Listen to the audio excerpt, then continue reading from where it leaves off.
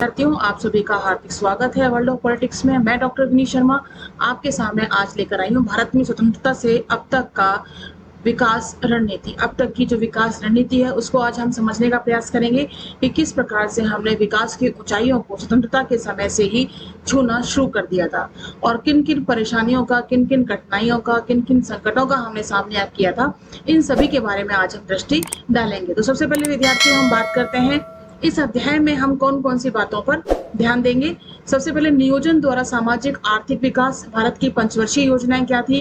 1991 के बाद से आर्थिक उदारीकरण का युग, आर्थिक उदारीकरण और वैश्वीकरण की नीतियों के परिणाम, इन सबको हम जानने का प्रयास करेंगे विद्यार्थियों।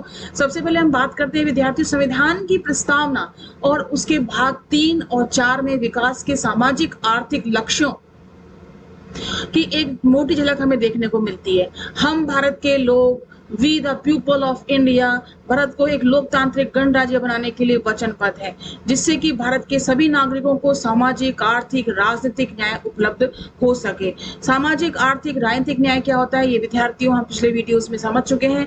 संविधान के भाग 3 में मौलिक अधिकारों का वर्णन मिलता है, ये भी हमने देख लिया है। और चौथे भाग में नीति निश्चय सिद्धांतों का विवेचन किया गया है। और राज्य का कर्तव्य है विद्यार्थियों की वे नागरिकों के लिए पौष्टिक आहार का प्रबंध करें और उनके जीवन स्तर को ऊंचा उठाने का हर संभव प्रयास करें। राज्य की आर्थिक नीतियां ऐसी होनी चाहिए जिससे कि देश के भौतिक साधनों का उचित बंटवारा हो सके और अधिक से अधिक लोगों के हित में उनका उपयोग हो सके। राज्य कृषि और उद्योगों में लगे सभी कामगारों, वर्कर्स को निर्वाह मजदूरी यानी इतना वेतन कम से कम दे जिससे कि वह अपनी आवश्यकताओं को, प्रारंभिक आवश्यकताओं को पूरा कर सके। विद्यार्थियों, पिछले कुछ वर्ष विकास की रणनीति के विषय में गहन वाद विवाद चल रहा है बहुत वर्षों से, और इस संबंध में एक महत्वपूर्ण प्रश्न ये उठता है कि क्या आजादी के बाद विकास के लिए अपनाई गई रणनीति सही थी या गलत थी। इन सभी के बारे में बहुत ही विचार विमर्श चल रहा है। नियोजन, सामाजिक आर्थिक विकास, नियोजन द्वारा किस प्रकार से सामाजिक आर्थिक विकास की हमने पहले नींव रखी। नियोजन का आशय क्या होता है विद्यार्थियों? प्लानिंग है ना, किसी भी कार्य को करने या किसी भी उद्देश्य को प्राप्त करने के लिए, हम ऊंचाइयों को प्राप्त करने के लिए हम प्लानिंग करते हैं, योजनाएं बनाते हैं। तो हमने इसी का सहारा लिया। सभी मानवीय और भौतिक संसाधनों के व्यापक जांच पड़ताल करके यह निर्णय लिया गया बच्चों कि किस किस वस्तु का कितना कितना उत्पादन किया जाएगा, उत्पादित चीजों का बंटवारा किस ढंग से किया जाएगा। आर्थिक नियोजन और पूंजी निर्माण, आर्थिक नियोजन द्वारा पूंजी निर्माण की उचित दर को हासिल करने का प्रयास किया जाता है जिससे विकास की गति में तेजी आए। साथ ही विद्यार्थियों यह भी प्रयास किया गया कि उत्पादन और वितरण के बीच में सामंजस्य बना रहे, अर्थात विकास के साथ साथ सामाजिक न्याय का भी ध्यान रखा जाए। और विद्यार्थियों, नियोजन का लक्ष्य यह है कि प्रति व्यक्ति औसत आय बढ़े और कृषि और उद्योगों का विकास हो और देश में विद्यमान सामाजिक अन्याय और विषमताएं जो है वो समाप्त हो जाएं। इसी चीज को देखते हुए हमने जो नियोजन का स्वरूप रखा उसको हम देखते हैं कि भारत में नियोजन का स्वरूप किस प्रकार से रखा गया। Nature of planning in India. संविधान की प्रस्तावना में समाजवाद शब्द यद्यपि 1976 में जोड़ दिया गया था, पर भारत में समाजवादी विचारधारा का प्रवेश राष्ट्रीय आंदोलन से ही शुरू हो चुका था। रूस की कम्युनिस्ट क्रांति ने राष्ट्रीय नेताओं के एक बड़े वर्ग को और अपनी ओर आकृष्ट किया था। और समाजवाद की एक प्रमुख विशेषता यह है विद्यार्थियों की उत्पादन के साधनों का संचालन एक निश्चित योजना के अनुसार किया जाता है। सर्वप्रथम रूस में पंचवर्षीय योजनाओं का आरंभ हुआ था और प्रथम पंचवर्षीय योजना 1928 से 33 के समाप्त होने तक रूस एक उन्नत औद्योगिक राष्ट्र बन चुका था। मतलब इसका क्या तात्पर्य है? इसका तात्पर्य यह है विद्यार्थियों, हमने पंचवर्षीय योजनाओं को कहां से लिया? हमने पंचवर्षीय योजनाओं को रूस से लिया, यानी सोवियत संघ से हमने पंचवर्षीय योजनाओं को लिया और वहां पर पंचवर्षीय योजनाओं के माध्यम से काफी औद्योगिक विकास हो चुका था।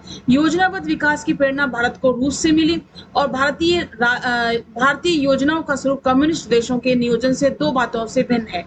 एक तो यह कि विद्यार्थियों, कम्युनिस्ट देशों में राज्य का स्वरूप सर्वाधिकारवादी होता है और साम्यवाद के बिखराव से पहले रूस में समूचे अर्थतंत्र का सूत्र जो है सरकारों के हाथ में था। मतलब सारा जो कंट्रोल है वो सरकार के हाथों में होता है समाजवादी राष्ट्र के अंतर्गत। वहां आयोजन पूर्णतया केंद्र के आदेशों और नियंत्रण से चलता है। इसके विपरीत भारत में लोकतांत्रिक समाजवाद के आदर्श को अपनाया गया। इतना ही नहीं विद्यार्थियों, विकास की इस आयोजना मतलब इस योजना का कार्य संघीय शासन प्रणाली के दायरे में किया गया। मतलब केंद्र के स्तर पर अलग, राज्य के स्तर पर अलग और स्थानीय शासन के स्तर पर अलग। जिन विषयों पर राज्य सरकारों का अधिकार है, जैसे ग्रामीण विकास, शिक्षा और सामाजिक सेवा, उनकी आयोजना यानी उसकी योजना का भार काफी हद तक केंद्र और राज्यों को सौंप दिया गया। और केंद्र तथा राज्यों में कई अलग-अलग राजनीतिक पार्टी जो है, राजनीतिक दल जो है, इनकी सरकारें होने से राज्य सत्ता में आर्थिक शक्ति का विकेंद्रीकरण और ज्यादा प्रभावी हो गया। दूसरी ओर देखें तो कम्युनिस्ट देशों में समस्त उत्पादन सार्वजनिक क्षेत्र में ही होता रहा और वहां निजी क्षेत्र नगण्य हो गया। और भारत में मिश्रित अर्थव्यवस्था रही, जिसमें उत्पादन के दो क्षेत्र सरकारी और निजी दोनों में विभाजित था। ये क्षेत्र एक दूसरे के पूरक होते हैं, विरोधी बिल्कुल भी नहीं होते हैं, सार्वजनिक क्षेत्र, सरकारी क्षेत्र और निजी क्षेत्र के अंतर्गत। भारत में 1950 में योजना आयोग की नियुक्ति की गई और 1951 में प्रथम पंचवर्षीय योजना का श्री गणेश हो गया। विद्यार्थियों, पहली योजना के दो मुख्य उद्देश्य रखे गए। पहली योजना के दो मुख्य उद्देश्य क्या रखे गए? पहला, देश के विभाजन से उत्पन्न असंतुलन को दूर करना और संतुलित विकास की प्रक्रिया को शुरू करना। तो विद्यार्थियों, प्रथम पंचवर्षीय योजना 1951 से 1956 तक चली और इस योजना में इन दो उद्देश्यों को पूरा करने का भरपूर प्रयास किया गया। नियोजन के सामाजिक आर्थिक लक्ष्यों को देखें तो आयोजन के करीब 60 ही नहीं 70 वर्ष पूरे हो चुके हैं। अलग अलग योजनाओं में अलग अलग बातों पर जोर दिया गया है। जैसे 1951 में देश को बड़े पैमाने पर खाद्यान्न का आयात करना पड़ा, इसलिए पहली पंचवर्षीय योजना में सिंचाई और बिजली परियोजनाओं को सर्वोच्च प्राथमिकता दी गई। इसके ठीक विपरीत विद्यार्थियों, दूसरी योजना में आधारभूत और भारी उद्योगों के विकास पर ज्यादा बल दिया गया और 8वीं योजना को अप्रैल 1990 में प्रारंभ होना था, पर वह पहली अप्रैल 1992 को शुरू हुई और नवी पंचवर्षीय योजना का कार्यकाल 1 अप्रैल 1997 को शुरू हो चुका था और 10वीं पंचवर्षीय योजना 2002 और 7 को राष्ट्रीय विकास परिषद ने 21 दिसंबर 2002 को अपनी मंजूरी दी और 11वीं पंचवर्षीय योजना 2007 और 7 से 12 के प्रारूप पर विचार विमर्श के लिए 3 जुलाई 2006 को उत्तरी राज्यों के मुख्यमंत्रियों की बैठक भी बुलाई गई और योजना के दौरान 9% विकास दर हासिल करने पर सहमति भी जताई। 12वीं पंचवर्षीय योजना 2012 से 2017 के मध्य हुई और इन सभी परियोजनाओं में मुख्य उद्देश्य था सामाजिक आर्थिक लक्ष्य को प्राप्त करना। तो सबसे पहले हम बात करते हैं विद्यार्थियों, विकास दर में वृद्धि, राष्ट्रीय आय में वृद्धि की जाए तथा लोगों के जीवन स्तर में सुधार हो। प्रथम पंचवर्षीय योजना का लक्ष्य राष्ट्रीय आय को प्रति वर्ष 5% से बढ़ाकर 7% करना था, अर्थात राष्ट्रीय आय में प्रति वर्ष 2% की वृद्धि का लक्ष्य निर्धारित किया गया। नवी पंचवर्षीय योजना का उद्देश्य सकल घरेलू उत्पाद में 7% वार्षिक वृद्धि दर हासिल करना था, जबकि 11वीं पंचवर्षीय योजना में वृद्धि दर लक्ष्य 9% रखा गया। इसके बाद विद्यार्थियों, सामाजिक न्याय की बात करें तो सामाजिक न्याय के अंतर्गत सामाजिक न्याय का अर्थ होता है विकास का अधिकाधिक लाभ समाज के अपेक्षाकृत कम साधन प्राप्त वर्गों को मिले तथा आय, संपत्ति और आर्थिक शक्ति के चंद हाथों में सिमटने की प्रवृत्ति में लगातार कमी हो। मतलब सामाजिक न्याय क्या है? सामाजिक न्याय से मतलब है कि विकास का जो अधिकाधिक लाभ है वह समाज के अपेक्षाकृत कम साधन प्राप्त वर्गों को मिले। ठीक है, विकास का जो सबसे ज्यादा लाभ होगा वो किसको प्राप्त होना चाहिए? जिनके पास साधन कम है और आय, संपत्ति और आर्थिक शक्ति जो है वो चंद हाथों में सिमटनी नहीं चाहिए, मतलब कुछ मुट्ठी भर लोगों के हाथों में न सिमटकर सभी के पास होनी चाहिए। सामाजिक न्याय के विभिन्न पहलू इस प्रकार है: आर्थिक असमानता को दूर करना, जनजाति क्षेत्रों और शहरों की गंदी बस्तियों में रहने वाले लोगों का विकास करना, बच्चों को कुपोषण से बचाना, विकलांग, नेत्रहीन, बहरे और शारीरिक व मानसिक रूप से अक्षम व्यक्तियों के प्रशिक्षण और पुनर्वास की व्यवस्था तथा अवांछित, अनाथ व जरूरतमंद बच्चों की उचित देखभाल करना। और 10वीं योजना का लक्ष्य गरीबी का अनुपात 26% से घटाकर 21% करना था। इसके बाद विद्यार्थियों, बात आती है सेल्फ रिलायंस की, आत्मनिर्भरता की। आत्मनिर्भरता का मतलब क्या होता है? आत्मनिर्भरता मतलब यह नहीं कि वस्तुओं का आयात न किया जाए, आयात का स्तर जो घटने की बजाय बढ़ सकता है, पर व्यापार शेष, बैलेंस ऑफ ट्रेड हमारे अनुकूल होना चाहिए, अर्थात निर्यात से होने वाले जो आय है आयात के भुगतान से अधिक होनी चाहिए। मतलब निर्यात से होने वाली जो आय है हमारे पास अधिक होनी चाहिए और आयात हम कम से कम करें तो ज्यादा बेस्ट रहता है। उसके बाद हमने कभी भी अपनी आय संबंधी आवश्यकताओं का ठीक से आकलन भी नहीं किया और इसका परिणाम यह हुआ कि भुगतान संतुलन के संकट बार-बार आए और आवश्यकता इस बात की है कि इस संबंध में अधिक यथार्थवादी आकलन किया जाना चाहिए। फिर इसके बाद बात आती है कृषि उत्पादन में वृद्धि। अर्थव्यवस्था में स्थिरता बनाए रखने के लिए विद्यार्थियों कृषि व औद्योगिक उत्पादन में वृद्धि आवश्यक थी और कृषि के विकास के लिए निम्नलिखित कदम उठाए गए।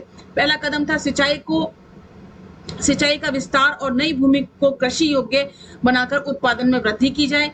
पंचवर्षीय योजनाओं में भूमि सुधारों पर लगातार जोर दिया जाना चाहिए। भूमि सुधार का लक्ष्य जमींदारी, जागीरदारी आदि प्रथाओं को समाप्त करना था, जिसमें राज्य और काश्तकारों के बीच बिचौलिए नहीं होने चाहिए। 1952 में सामुदायिक विकास कार्यक्रम शुरू किया गया, जिसमें कृषि विकास, भूमि सुधार, पशुपालन, स्वास्थ्य और ग्राम सफाई, गोबर गैस संयंत्र, साक्षरता और प्रौढ़ शिक्षा आदि कार्यक्रम भी शामिल किए गए। 1965 से 66 में एक नई कृषि नीति अपनाई गई, जिसमें अंग थे अधिक उपज देने वाले बीजों का प्रयोग करना, रासायनिक खाद, कीटनाशक दवाइयों का छिड़काव, पानी की सप्लाई इत्यादि। 1999 और 2000 की रबी की फसल के लिए किसानों को बीमा योजना उपलब्ध कराई गई। क्षेत्रीय ग्रामीण बैंकों का पुनर्गठन किया गया विद्यार्थियों और किसान को क्रेडिट कार्ड कार्यक्रम भी उत्तरोत्तर आगे बढ़ रहा। 2005 और 6 के दौरान कृषि ऋणों की राशि 1,54,900 करोड़ रुपए तक पहुंच गई। इसके बाद विद्यार्थियों बात आती है औद्योगिक विकास की, जहां तक औद्योगिक नीति का प्रश्न है विद्यार्थियों मिश्रित अर्थव्यवस्था पर बल दिया गया, जहां पे सरकारी और निजी दोनों ही उत्पादन क्षेत्रों को अपनाया गया। सरकारी क्षेत्र में वे सारे प्रतिष्ठान आ जाते हैं विद्यार्थी जिनका स्वामित्व और नियंत्रण राज्य के हाथ में होता है, यानी सरकार के हाथ में होता है। और स्वतंत्रता के बाद देश के औद्योगिक विकास का एक महत्वपूर्ण बात यह रही कि सरकारी क्षेत्र का तेजी से विस्तार भी हुआ है। 1951 में 29 करोड़ रुपए के निवेश के केवल 5 ही गैर विभागीय रेलवे, डाकतार आदि के अलावा सरकारी उपक्रम भी थे।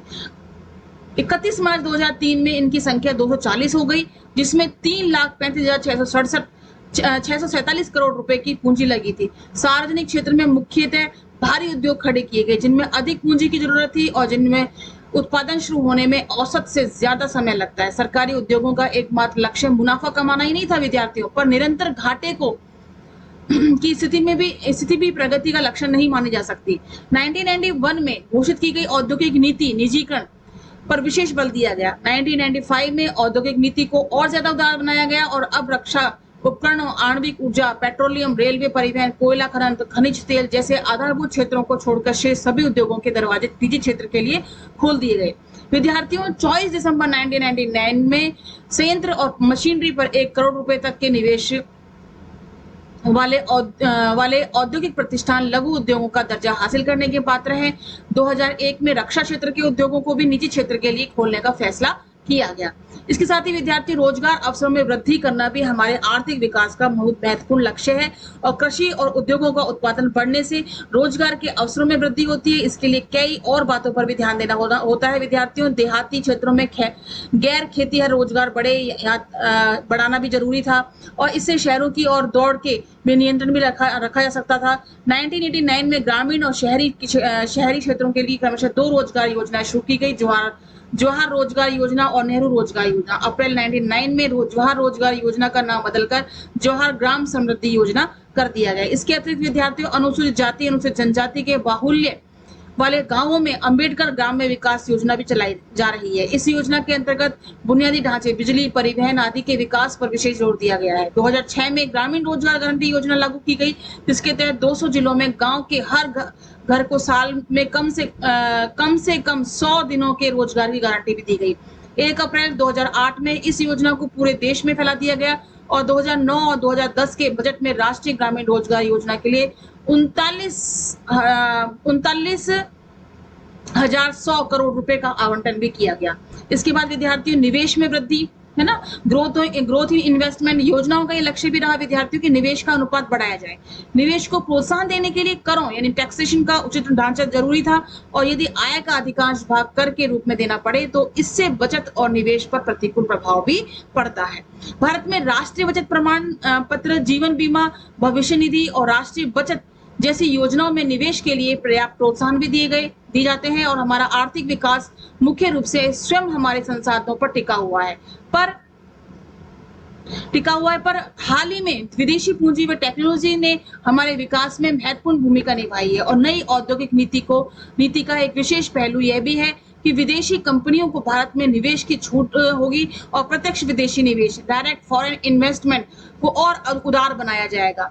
इसके साथ ही विद्यार्थियों, शेयर बाजारों में भी अनिवासी भारतीयों द्वारा निवेश की प्रक्रिया को बहुत सरल बना दिया गया और एक खास तरह के कार्ड जारी किए गए जो कि उन्हें शैक्षणिक, वित्तीय और सांस्कृतिक लाभ प्रदान करेंगे। तो इस प्रकार से विद्यार्थियों, भारतीय नियोजन का जो सामाजिक आर्थिक लक्ष्य निश्चित किया गया, उसके अंतर्गत हमने जो बात करी कि संपत्ति का असमान वितरण नहीं होना चाहिए, समाज के विभिन्न वर्गों में आय और संपत्ति बराबर होनी चाहिए, कोई भी वंचित वर्ग जो है विभिन्न सुविधाओं से किसी प्रकार से वंचित ना रह पाए। आर्थिक नियोजन के माध्यम से देश के संसाधनों का सर्वोत्तम विकास हो, ये उद्देश्य रखा गया। उत्पादन और आय के जो और रोजगार के जो अवसर हैं उनमें वृद्धि हो, ये सभी पंचवर्षीय योजनाओं में हमारे लक्ष्य रखे गए और संतुलित क्षेत्रीय विकास करना आर्थिक नियोजन का महत्वपूर्ण लक्ष्य रखा गया। और इसके साथ ही विद्यार्थियों, लोगों को आत्मनिर्भर बनाना भी हमारा उद्देश्य रहा। आर्थिक नियोजन का उद्देश्य प्राकृतिक संसाधनों को समुचित विदोहन होना और अधिकतम उत्पादन करना, यह भी इसके अंतर्गत रखा गया। प्रत्यक्ष विदेशी निवेश तो रहा ही, जिसको हम और अधिक लिबरल और अधिक नरम बना सके। नियोजन का सबसे बड़ा उद्देश्य जीवन स्तर में सुधार लाना भी था। नियोजन के माध्यम से लोगों के अवसर में समानता की कमी को खत्म किया जाए, सभी को समान अवसर प्रदान किए जाए। आर्थिक नियोजन का सबसे बड़ा उद्देश्य और सामाजिक लक्ष्य क्या है कि समाज और आर्थिक क्षेत्र में उत्थान के कार्य किए जाएं, लक्ष्यों को पूरा करने का प्रयास किया जाए और राजनीतिक उद्देश्यों की पूर्ति में आर्थिक नियोजन की महत्वपूर्ण भूमिका होती है। इसलिए सभी लोगों को आर्थिक रूप से समृद्ध बनाना और गरीबी को कम से कम करना, निर्धनता को कम से कम करना, ये हमारा पंचवर्षीय योजनाओं का लक्ष्य रहा। और कृषि क्षेत्र में, विदेशी पूंजी निवेश में, टेक्नोलॉजी के क्षेत्र में हमने बहुत ही महत्वपूर्ण भूमिका का भी निर्वाह किया। और इसके साथ ही विद्यार्थियों, आर्थिक नियोजन के अंतर्गत सीमित साधनों का समुचित उपयोग हमारे सामने एक लक्ष्य बना हुआ था। निर्णय और कार्य प्रणाली, इन सभी चीजों में हमें समुचित समन्वय की स्थापना करने का भी प्रयास करना था और आगे भी इन सभी चीजों को हमें अपने आर्थिक विकास को समृद्ध करने के लिए ये सभी प्रयास हमें करने हैं। तो इसके साथ ही विद्यार्थियों, नेक्स्ट वीडियो में हम पढ़ेंगे भारत की पंचवर्षीय योजनाएं कितनी थी, कौन कौन सी पंचवर्षीय योजना में क्या क्या लक्ष्य रखे गए और क्या क्या हमने उसमें अपनी विकास दर को आगे बढ़ाया। इसके साथ ही इस वीडियो को हम यही समाप्त करते हैं। नमस्कार और धन्यवाद।